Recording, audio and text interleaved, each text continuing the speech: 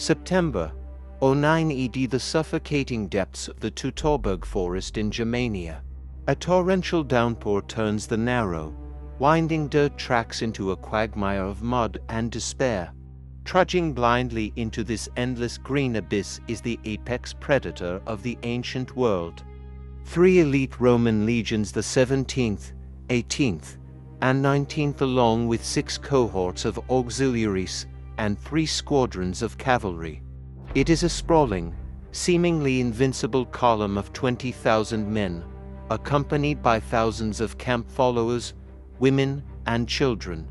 They are heavily armed, impeccably drilled, and entirely lost. To their left is a steep, impassable hill.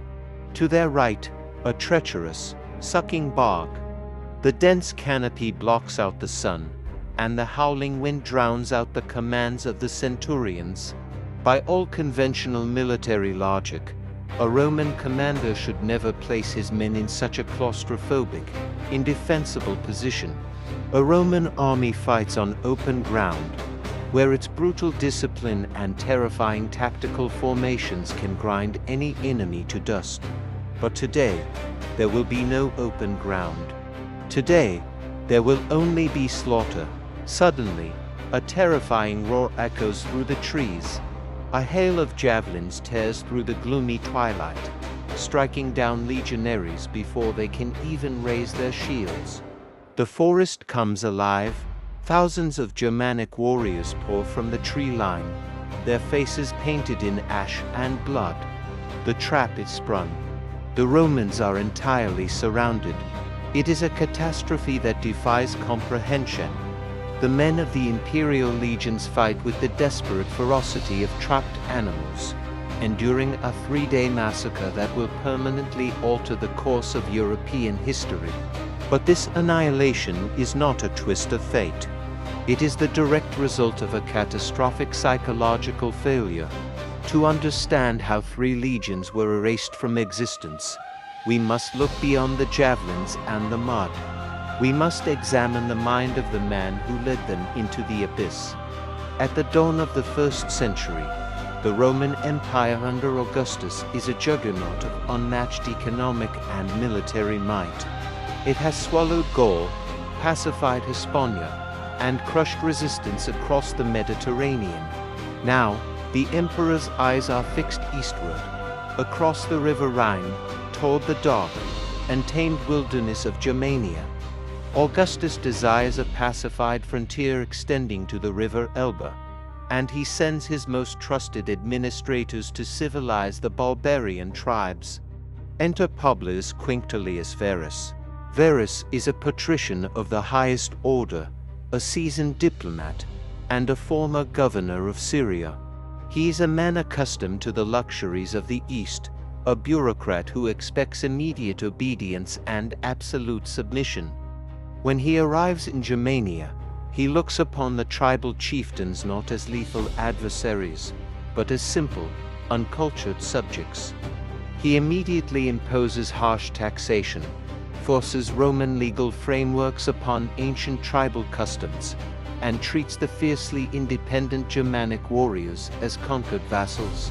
Varus operates under a fatal, unshakable cognitive bias. He believes the illusion of Roman superiority is a substitute for actual military control. This arrogance creates the perfect environment for a mastermind to exploit. That mastermind is Arminius. Arminius is a prince of the Carusi tribe, but he wears the armor of a Roman.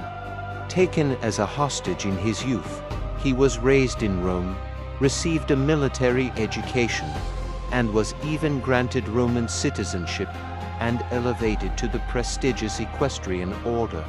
He commands Varus's auxiliary cavalry. He speaks fluent Latin, understands Roman logistics, and most importantly, he knows exactly how the Roman military machine thinks. He knows that Rome's greatest strength is its disciplined infantry, but he also knows its greatest weakness, an absolute, blinding hubris. Arminius cultivates a close, personal friendship with Varus. They dine together. They discuss strategy together. Arminius convinces the Roman governor that the tribes are docile, that the province is secure, and that the only threat is a minor, localized rebellion far to the north. It is a lie of breathtaking audacity. First, Arminius feeds Varus fabricated intelligence about the uprising. Second, he advises Varus to take a shortcut through unfamiliar, unmapped territory to crush the rebels quickly. Third, he volunteers to ride ahead with his cavalry to gather local reinforcements. Other Germanic nobles try to warn the Roman governor. Segestes, a rival chieftain whose daughter Arminius has stolen, comes to Varus the night before the march. He begs Varus to arrest Arminius, to lock up the tribal leaders, to see the conspiracy unfolding right in front of his eyes. Varus refuses. Blinded by his own ego, he dismisses Segestes' desperate warnings as a petty tribal feud. He simply cannot fathom that a barbarian he considers a subordinate could outsmart a patrician of Rome. He gives the order to march. Back in the suffocating darkness of the Teutoburg Forest, the reality of Varus's incompetence is written in Roman blood. The marching column is stretched perilously thin, spanning perhaps 10 miles from the vanguard to the rear guard. There are no scouts. There are no fortified camps. The torrential rain has waterlogged the Romans' leather shields and made their bowstrings useless. When Arminius returns, he does not bring reinforcements. He brings a coalition of Germanic tribes, the Carusi, the Marsi, the Chatti, and the Bructeri, united by a single, burning desire to eradicate the invaders. The Germanic warriors strike the column at its most vulnerable points, targeting the baggage trains and isolating individual cohorts. The Romans try to form their legendary shield walls, but the muddy, uneven terrain makes it impossible. For 3 agonizing days, the legions are bled white. They abandon their wagons. They burn their own supplies. They attempt to break out to the nearest Roman fort. But Arminius has anticipated every move.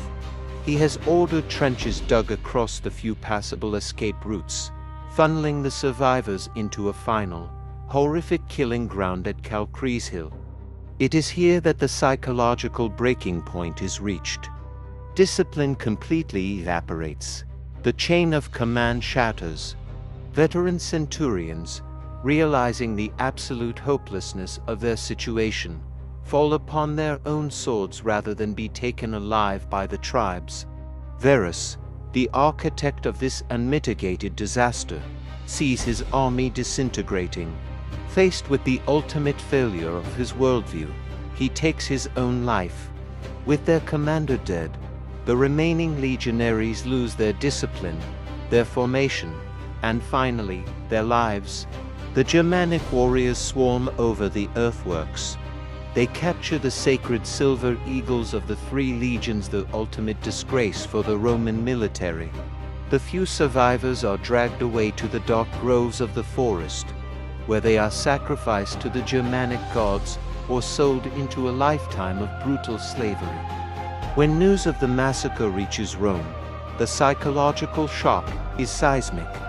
Emperor Augustus, the man who brought peace to a fractured empire, is utterly broken by the news.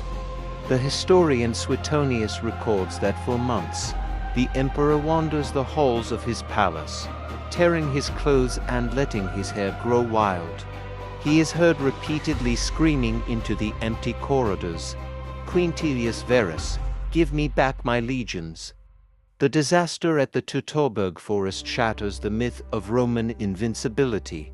It forces the empire to permanently abandon its ambition of conquering Germania. The Rhine River becomes a hard, militarized border that will divide Europe for centuries to come. The Battle of the Teutoburg Forest was not merely a defeat of Roman arms. It was a defeat of the Roman mind. It proved that even the most powerful military machine on earth could be dismantled if its leaders refused to see the reality in front of them. Varus marched into a trap not because he lacked soldiers, but because he was blinded by his own ego. He looked at a brilliant, lethal enemy and saw only a subservient barbarian. It is a chilling historical blueprint. It shows us that empires do not always fall to superior weapons or greater numbers. Often, they fall to their own fatal blind spots, marching confidently into the dark, completely unaware of the trap closing around them.